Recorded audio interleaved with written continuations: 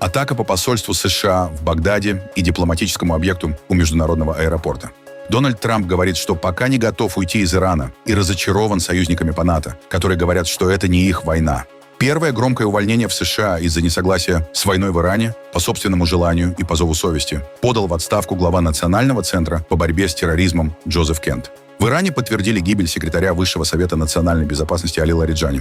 Владимир Зеленский снова в Лондоне. Кир Стармер уверяет, внимание должно оставаться сосредоточенным на Украине. Тем временем Евросоюз преодолел вето Венгрии. Так что деньги будут, и пока что без дружбы. А теперь об этом подробно и по делу. Это один день. Подпишитесь, поставьте лайк этому видео и оставьте свой комментарий. Заранее спасибо и начинаем.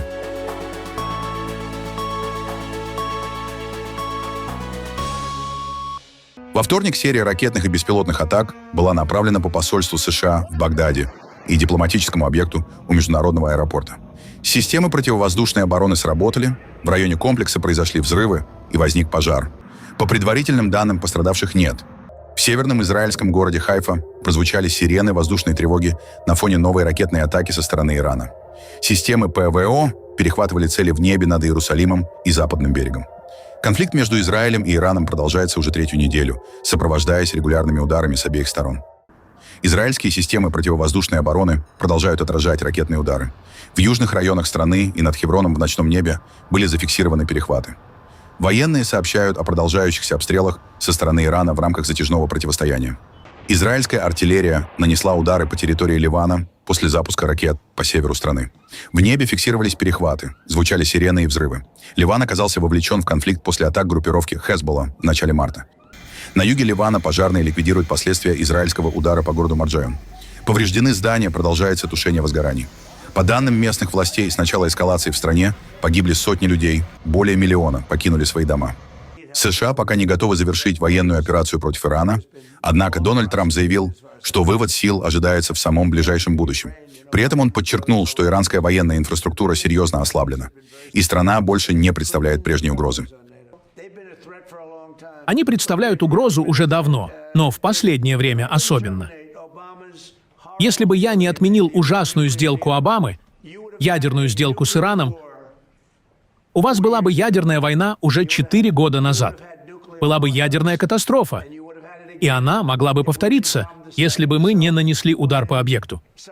Поэтому, когда кто-то работает с нами и говорит, что не считает Иран угрозой, нам такие люди не нужны. Возможно, кто-то и скажет так. Но это не умные и недальновидные люди. Иран был огромной угрозой. Иранский режим заявил Sky News, что если вы введете войска в Иран, это будет еще один Вьетнам. Вы этого боитесь? Нет, я ничего не боюсь. Я действительно ничего не боюсь. Сейчас Иран для вас более важный внешнеполитический приоритет, чем Китай и Куба. Для меня Иран — это просто военная операция. По сути, все было почти завершено за 2-3 дня, потому что их флот был уничтожен почти сразу. Затем была авиация, затем системы ПВО. Мы сейчас летаем над Ираном. Мы можем отключить их электричество за 1 час. У нас есть все. Они сейчас ничего не могут сделать, потому что все уничтожено. У них нет радаров, нет ПВО, у них ничего нет. Это было мое решение. Мы это обсуждали.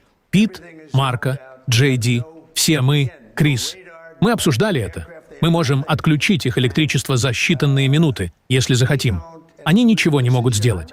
Мы можем уничтожить их нефтяную инфраструктуру на острове Харк. Единственное, что мы не тронули, это нефть, потому что если разрушить трубопроводы, их восстановление займет очень много времени. А мы хотим, чтобы страну управляли разумные люди, и чтобы это было процветающее место. Раньше так и было. Люди там замечательные, умные, энергичные. Это была успешная страна. Сейчас это страна, управляемая страхом. Там говорят протестующим не выходить на улицу, иначе их убьют. Мы пока не готовы уйти. Но мы уйдем в ближайшем будущем. Мы уйдем практически в самом ближайшем будущем. Но сейчас они разгромлены по всем направлениям. И, повторюсь, у нас была большая поддержка со стороны стран Ближнего Востока. Очень большая поддержка. Но практически никакой поддержки от НАТО. Президент Ирландии заявил, что ваша война против Ирана незаконна и нарушает международное право. Кто это сказал? Президент Ирландии. Слушайте, ему повезло, что я существую. Вот что я могу сказать. Потому что если позволить странам, которые больны и безумны, а они действительно безумны, иметь ядерное оружие, Весь мир должен быть благодарен. Я разочарован в НАТО. Очень разочарован. И еще в некоторых странах тоже. Да, по Китаю немного другая ситуация. Мы переносим встречу, и, похоже, она состоится примерно через 5 недель. Мы работаем с Китаем. Их это устроило.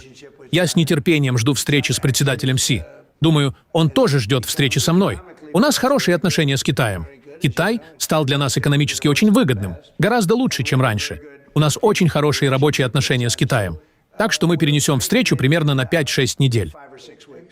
Президент США Дональд Трамп заявил, что союзники по НАТО не готовы участвовать в операции против Ирана, и назвал это ошибкой. По его словам, страны Альянса поддерживают действия Вашингтона, но отказываются помогать. Господин президент, какого прогресса вы добились в попытках убедить союзников США помочь сопровождать нефтяные танкеры через Ормузский пролив? Ну, нам не нужно слишком много помощи. Вообще-то нам вообще не нужна помощь. На самом деле, мы выпустили заявление, я следил за этим последние пару недель, и все наши союзники по НАТО в значительной степени поддерживали то, что мы сделали. Они считали это очень важным. Мы как раз это обсуждали. Очень важно, что мы устранили ядерную угрозу со стороны Ирана. И мы сделали это очень решительно, очень мощно. Мы уничтожили их флот, уничтожили их вооруженные силы во всех аспектах. Их военно-воздушные силы сейчас разгромлены. У них нет ни авиации, ни флота. У них нет радаров, они полностью уничтожены. Их системы ПВО уничтожены. Все уничтожено. Их лидеры уничтожены. Говорят, что один из их главных руководителей был убит вчера, вместе с другим человеком, который отвечал за убийство. Человек, который был ответственен за убийство 32 тысяч человек за последние 2 недели. Он руководил подавлением протестов, тоже был убит вчера. Это злая группа. Они убили гораздо больше, чем 32 тысячи человек. И человек, ответственный за это, также был уничтожен вчера. И все союзники по НАТО с нами согласились. Но они не хотят помогать нам, несмотря на то, что мы им так сильно помогали. У нас тысячи солдат в разных странах по всему миру, а они не хотят нам помогать. Это удивительно. Действительно удивительно. Я не оказывал сильного давления, потому что думаю, что если бы мы это сделали, они, возможно, согласились бы. Но нам не нужна помощь. Эта война, на мой взгляд, уже давно ведется. С первого же дня мы уничтожили многое из этого. Мы фактически уничтожили их флот за пару дней. Но меня удивило, что НАТО, хотя и согласилась, что это было очень важно, никто не сказал, что этого не нужно делать, все же не хочет участвовать. У них было бы ядерное оружие уже через месяц. Если бы мы не применили бомбардировщики Б-2 и не уничтожили их ядерный потенциал, то, что я называю ядерной пылью. Я думаю, НАТО совершает очень глупую ошибку. И я давно говорил, интересно, будет ли НАТО когда-нибудь рядом с нами? Это был хороший тест. Потому что нам они не нужны, но они должны были быть рядом. Все с нами согласны, но не хотят помогать. И мы, Соединенные Штаты, должны это запомнить, потому что считаем это довольно шокирующим. Мы получили большую поддержку от стран Ближнего Востока. Катар был великолепен. Саудовская Аравия замечательная. Бахрейн очень хороший. Страны Ближнего Востока оказали сильную поддержку. И, конечно, Израиль был нашим партнером. Израиль был очень-очень сильным союзником. Также Трамп раскритиковал премьер-министра Великобритании Кира Стармера, заявив, что тот не Уинстон Черчилль во время встречи с ирландским лидером в овальном кабинете. Вы видите того человека прямо там? Вы знаете, кто это? Покойный, великий Уинстон Черчилль. И Барак Хусейн Обама не хотел, чтобы его бюст находился в этом кабинете. Вы знали об этом? И Барак Хусейн Обама отправил этот бюст обратно в Англию. Он не хотел его. А когда я пришел, меня спросили, хочу ли я его. Я сказал, конечно, хочу. И я поставил его прямо здесь. Уинстон Черчилль. И знаете, к сожалению, Кир не Уинстон Черчилль. В США громкая отставка на фоне войны с Ираном. С поста ушел глава Национального центра по борьбе с терроризмом Джозеф Кент. О своем решении он сообщил в соцсети X, опубликовав и письмо президенту Дональду Трампу. Кент заявил, что не может поддерживать этот конфликт. После долгих размышлений я решил уйти с поста директора Национального центра по борьбе с терроризмом. Решение вступает в силу сегодня. Я не могу по совести поддерживать продолжающуюся войну с Ираном. Иран не представлял непосредственной угрозы нашей стране, и очевидно, что мы начали эту войну под давлением Израиля и его влиятельного лобби в США. Для меня было честью служить при Дональде Трампе и Тулси Габбард и возглавлять профессионалов в Национальном центре по борьбе с терроризмом США, как ветеран, совершивший 11 боевых командировок, и как муж Золотой звезды, потерявший свою любимую жену Шеннон в войне, развязанной Израилем. Я не могу поддерживать отправку следующего поколения на войну, где им предстоит сражаться и погибать в конфликте, не приносящем пользы американскому народу и не оправдывающем потери американских жизней. Я молюсь, чтобы вы задумались над тем, что мы делаем в Иране и ради кого. Сейчас время для решительных действий. Вы можете изменить курс и задать новое направление для нашей страны, либо позволить нам еще глубже погрузиться в упадок и хаос. Все карты у вас в руках. Для меня было честью служить в вашей администрации и нашей великой стране. Это первый случай, когда высокопоставленный представитель администрации уходит в знак несогласия с войной в Иране. Кадровое решение прокомментировал Дональд Трамп. Ваш директор Национального центра по борьбе с терроризмом Джо Кент сегодня подал в отставку. Он заявил, что не может поддерживать ваш конфликт с Ираном. Какова ваша реакция на это, и общались ли вы с ним? Ну, я прочитал его заявление. Я всегда считал его приятным человеком, но также всегда думал, что он слаб в вопросах безопасности. Очень слаб в вопросах безопасности. Я знал его не очень хорошо, но он казался довольно приятным человеком. Дональд Трамп заявил, что один из его предшественников якобы сказал ему, что хотел бы сам нанести удар по Ирану. По словам Трампа, это бывший президент, который признался: «Жаль, что я этого не сделал». Однако имени этого президента Трамп не назвал. И другие президенты должны были бы так поступить. Я разговаривал с одним из бывших президентов, который мне, честно говоря, нравится. Я вообще с некоторыми общаюсь. Мне нравятся некоторые люди. Это было бы шокирующе. И он сказал: «Жаль, что я не сделал того, что сделали вы. Я мог бы это сделать». Другие президенты. Кто-то должен был это сделать. 47 лет это продолжалось. Они называют Иран задирой Ближнего Востока. И вы никогда не смогли бы заключить Авраамские соглашения. Вы никогда не смогли бы достичь мира на Ближнем Востоке. Теперь вы получите мир. Вы никогда не смогли бы этого сделать под мрачной тенью ядерного Ирана. Но Иран — это лишь тень самого себя. Он больше не задира. Он тот, кого задирают. Это задира, которого избили. Мы избили их до полусмерти. И они этого заслужили. Я просто хочу спросить вас кое-что очень интересное, о чем вы сегодня дважды упомянули. Вы говорили с другим бывшим президентом об ударах по Ирану. Это был Джордж Буш-младший? Нет. Это был Билл Клинтон? Я не хочу говорить. Я не хочу говорить, потому что Барак Обама? член нашей партии, у них синдром помешательства на Трампе и все такое. Но кто-то, кому я нравлюсь, и мне этот человек нравится, умный человек. Но этот человек сказал: «Жаль, что я этого не сделал». Хорошо. Но я не хочу вдаваться в подробности, кто это. Я не хочу втягивать его в неприятности. Может быть, знаете что? Думаю, вы, наверное, знаете. Знаете, это интересно. И, может быть, он бы гордился. И я мог бы даже спросить его об этом. Хотите, чтобы я назвал ваше имя Питеру на Fox? Ну, по крайней мере, у вас высокие рейтинги. При этом, как выяснилось, ни с одним из 4 ныне живущих бывших президентов Соединенных Штатов подобных разговоров не было. Помощники Джорджа Буша-младшего, Билла Клинтона и Барака Обамы сообщили, что их шефы не контактировали с Трампом. Источник в Белом доме также исключил разговор Трампа с Джо Байденом. Белый дом официально эти опровержения не прокомментировал. Всего в тот день Трамп дважды заявлял, что обсуждал Иран с одним из бывших лидеров страны. Сначала на встрече в центре Кеннеди, затем в овальном кабинете, но так и не раскрыл имя собеседника. Президент Франции Эммануэль Макрон заявил, что Париж не будет участвовать в операциях по разблокированию Ормузского пролива на фоне текущего конфликта. По его словам, Франция не является стороной противостояния. При этом он отметил готовность страны подключиться к обеспечению безопасности судоходства после деэскалации и прекращения боевых действий. Мы не являемся стороной конфликта, и поэтому Франция никогда не будет участвовать в операциях по открытию или освобождению Ормузского пролива в текущем контексте. С другой стороны, мы убеждены, что после того, как ситуация стабилизируется, и я намеренно использую это выражение в широком смысле, после того, как ситуация стабилизируется, то есть когда прекратятся основные бомбардировки, мы готовы вместе с другими странами взять на себя ответственность за систему сопровождения. Но это все требует политической и технической работы, а также взаимодействия со всеми участниками морских перевозок, страховыми компаниями и операторами. Все это нам еще предстоит выстроить. Мы уже начали обмен мнениями с Индией, с несколькими европейскими партнерами и странами региона. Эта работа потребует переговоров и деэскалации с Ираном, поскольку ни в коем случае это не может быть операцией силового характера. Поэтому ее предстоит организовать в ближайшие дни и недели. Это миссия, которую мы готовы взять на себя ради свободы судоходства. Как для контейнерных судов, так и для танкеров. Она должна быть полностью отделена от текущих военных операций и продолжающихся бомбардировок. Но мы готовы взять на себя эту задачу в рамках, которые неизбежно будут более сложными, добровольными и сейчас находятся в стадии формирования. В Иране подтвердили гибель секретаря Высшего совета национальной безопасности Али Лариджани. По данным иранских СМИ, он погиб в результате удара, который связывают с Израилем.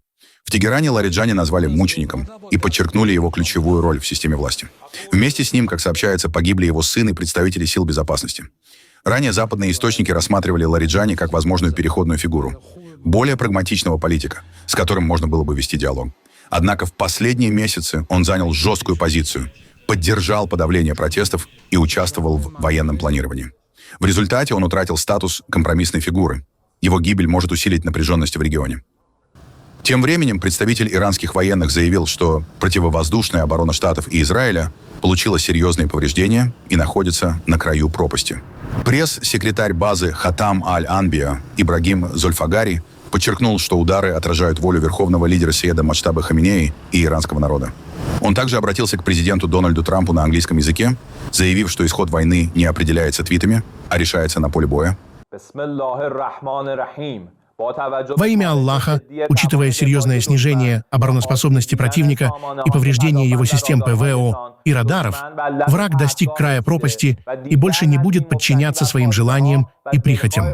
Это определенная воля верховного лидера исламской революции, его высокопреосвященства аятоллы Сейеда Маджтабы Хаминеи и героического народа Ирана, и это правление установлено могущественными вооруженными силами Исламской Республики Иран. Порядок, основанный на неоспоримом и законном праве иранской нации. Обращение к президенту Соединенных Штатов. Исход войны нельзя определить твитами. Результат войны определяется на поле боя, в том самом месте, куда вы и ваши войска не смеете приблизиться, и вы можете говорить об этом только в своих твитах. Лучше назвать эту войну эпический страх, а не эпическая ярость. Министр иностранных дел Турции Хакан Фидан планирует посетить страны Ближнего Востока, чтобы добиться прекращения войны с Ираном.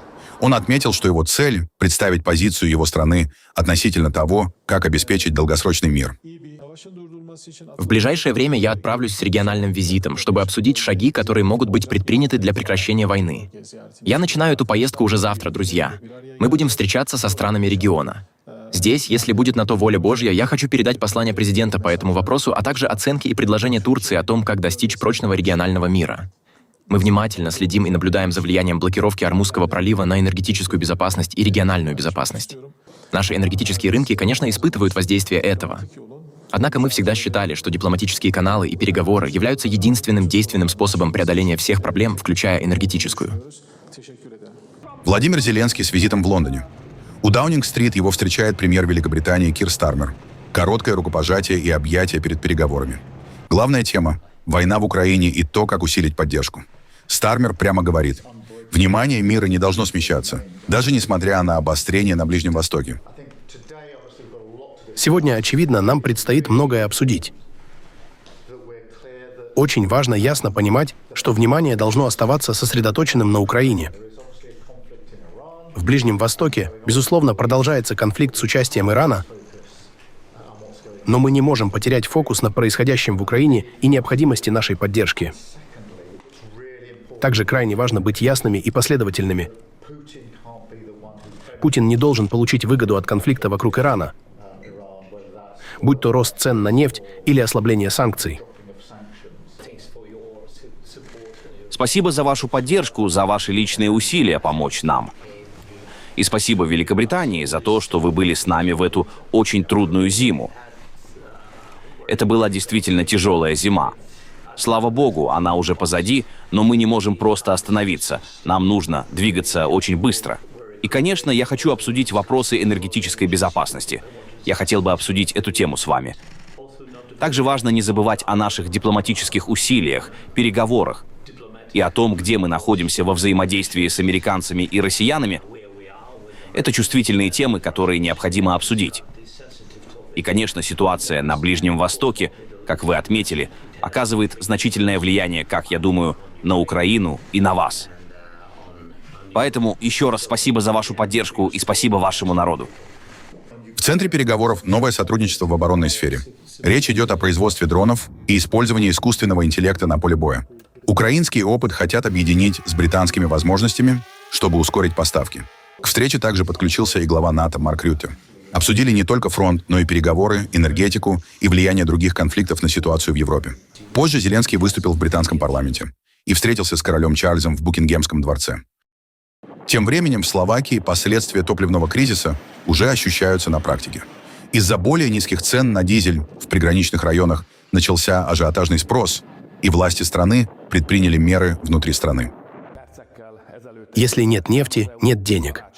Несколько минут назад я провел консультации с председателем Европейского совета и премьер-министром Словакии Робертом Фицо по поводу украинской блокады нефти.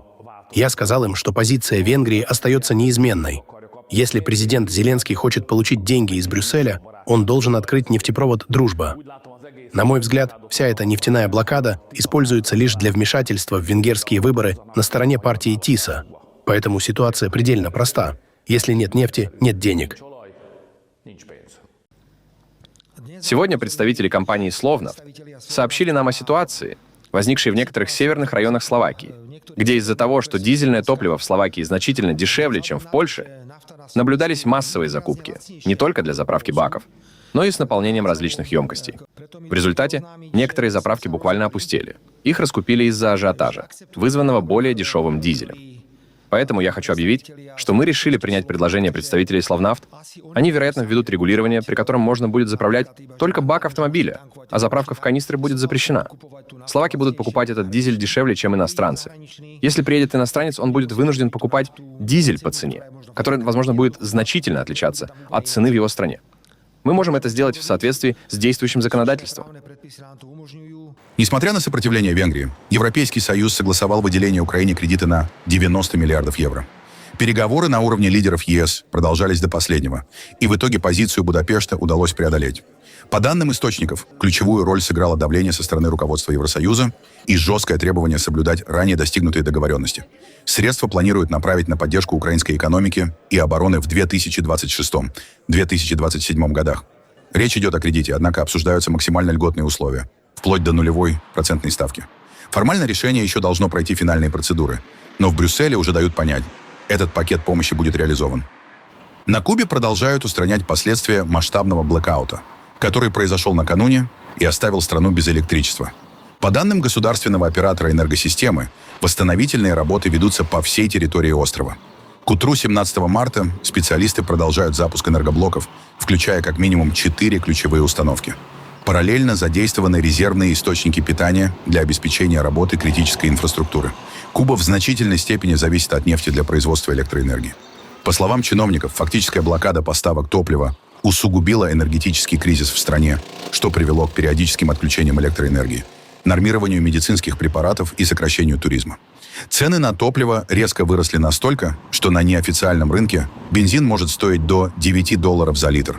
А это значит, что заправка полного бака автомобиля обойдется более чем в $300, что превышает годовой заработок большинства кубинцев. Электричество в моем доме не включили, и мы без света уже около 12 часов. Что ж, я планирую начать день как обычно, как и все кубинцы, с большой радостью, потому что это наша страна, и мы гордимся своей страной, несмотря на трудности, потому что знаем, что блокада существует. Мы уже установили соединение от провинции Пинар-дель-Рио до провинции Ольгин. Теперь у нас есть соединение через сеть 220 тысяч вольт на значительной части системы, а также через сеть напряжением 110 тысяч вольт. Это свидетельствует о прогрессе в восстановлении системы, и теперь у нас даже есть электропитание на подстанции Фелтон, чтобы завершить работу на энергоблоке и запустить его. Это влияет практически на все. Когда дело доходит до готовки, приходится готовить заранее. Вода, вы не можете использовать насос, чтобы поднять воду на крышу, столько всего. Это в целом влияет на все, почти на 100% жизни. Так что же делать? Сесть, подождать, начать читать книгу, отключиться, потому что стресс берет верх. И как это влияет на ваше самочувствие? Вам становится плохо, у вас может случиться сердечный приступ. Нет, но сохраняйте спокойствие, нужно принимать все как есть, пока не станет ясно, как долго это продлится. До какого времени? Россия выражает обеспокоенность ростом напряженности вокруг Кубы и заявляет о полной поддержке ее суверенитета. Москва осуждает внешнее давление и обещает продолжать оказывать Кубе всестороннюю помощь. Выражаем серьезную обеспокоенность в связи с эскалацией напряженности вокруг Кубы и усиливающимся внешним давлением на Остров Свободы. Сегодня Остров Свободы сталкивается с беспрецедентными вызовами, ставшими прямым следствием многолетнего торгового, экономического, финансового, а в последнее время и энергетического эмбарго США в отношении Кубы. Уверены, что героический кубинский народ который не раз демонстрировал преданность идеалам свободы, независимости, социальной справедливости, а также беспримерную стойкость и мужество перед лицом внешних угроз, сумеет отстоять неотъемлемое право на суверенный выбор пути развития. Испания распечатывает нефтяные резервы. Мадрид одобрил выброс на рынок до 11,5 миллиона баррелей. Это почти 2 недели внутреннего потребления. Решение – часть масштабного плана стран Международного энергетического агентства. В ближайшие 3 месяца они совместно выпустят до 400 миллионов баррелей, чтобы сбить напряжение на рынке. Ситуация, которую сегодня переживает Азия, похожа на ту, с которой Европа столкнулась во время войны в Украине.